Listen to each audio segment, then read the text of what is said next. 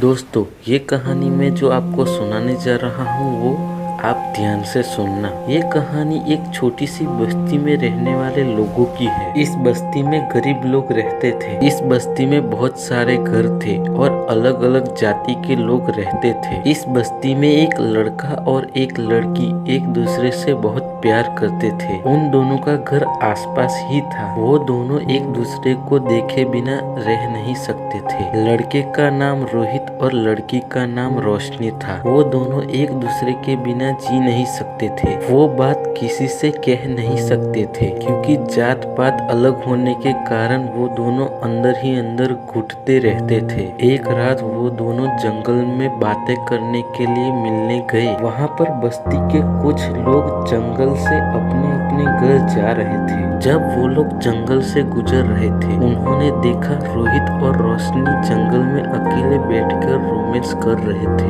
बस्ती वाले लोगों ने उन्हें रंगे हाथों पकड़ लिया। पूरी बस्ती में शोर मचा दिया। बस्ती वालों ने रोहित को गले में रस्सी से बांधकर जंगल से घसीटते हुए बस्ती में लाकर रख दिया और रोशनी को बालों से पकड़कर घसीटते हुए दोनों को बस्ती में लेकर आए। दोनों के माँ बाप को बुलाया गया और पंच बिठाई गई। पंच ने बस्ती वालों को कहा, बस्ती वालों शांत हो जाओ, ये फैसला पंचायत करेगी। पंच ने रोहित और रोशनी से पूछा, ये सब कब से चल रहा है? उन दोनों ने कहा, 2 सालों से। पंचायत अपना फैसला सुनाती उससे पहले रोशनी की माँ पंच के पैरों में गिर गई और कहने लगी, रोशनी अभी बच्ची है तो कुछ भी करेगी। इन दोनों की करतूतों को देखकर हमारे बच्चे भी बिगड़ जाएंगे। आज इन दोनों को माफ कर दिया तो कल को कोई भी ऐसी गलती कर सकता है। पंच ने कहा, इन्हें सजा तो मिलेगी। रोशनी की माँ ने कहा, मैं अपनी बच्ची की शादी करा दूंगी, मेहरबानी करके रोशनी को माफ कर दो। बस्ती के लोगों ने हल्ला और शोर मचाना शुरू कर दिया। पंच ने अपना फैसला सुनाते हुए कहा, रोशनी अब बालिग है,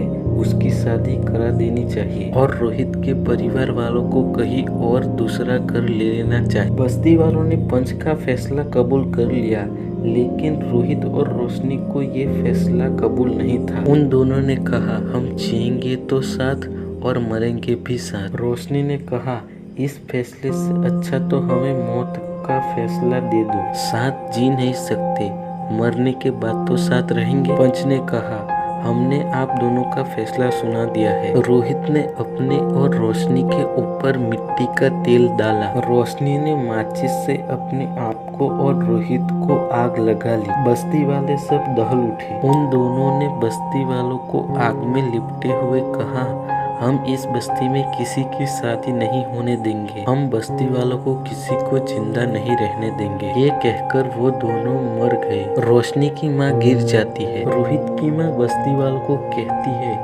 क्या मिला तुम लोगों को ये सब कर? क्या प्यार करना बुरी बात है? इनकी जगह अगर तुम्हारे बच्चे होते तो तुम उन्हें मार देते क्या? जब वो मरते हैं तो उनकी आत्मा यमलोक में जाती है। यमराज रजिस्टर खोलता है और कहते हैं, तुम दोनों ने आत्महत्या क्यों की? तो रोहित ने बोला, हमारा प्यार किसी ने नहीं समझा, हमें अलग करना चाहते थे। हम अलग होकर ना खुद खुश रह पाते ना दूसरों को खुश कर पाते। हमारे पास आत्महत्या के अलावा और कोई रास्ता नहीं। यमराज बोला, मरकर भी तो कुछ हासिल नहीं होगा। ना लोगों ने जीने दिया ना यमलोक में जीने देते हैं, जाए तो जाए कहाँ? रोहित ने कहा, हमें हमारी मौत का बदला उन बस्ती वालों से लेना है। यमराज कहते हैं, ठीक है, मैं तुम्हें कुछ शक्तियाँ देता हूँ जिससे तुम अपना बदला ले सको। इतना कहकर यमराज उन दोनों को भयंकर शक्तियाँ देता है, भूत चुड़ैल जो कभी किसी ने ना देखी हो। वो दोनों अपना बदला लेने के लिए जमीन पर आते हैं। जब वो दोनों जमीन पर आते हैं तब धरती कांपने लगती है। लोग सोचते हैं कि भूकंप आया है,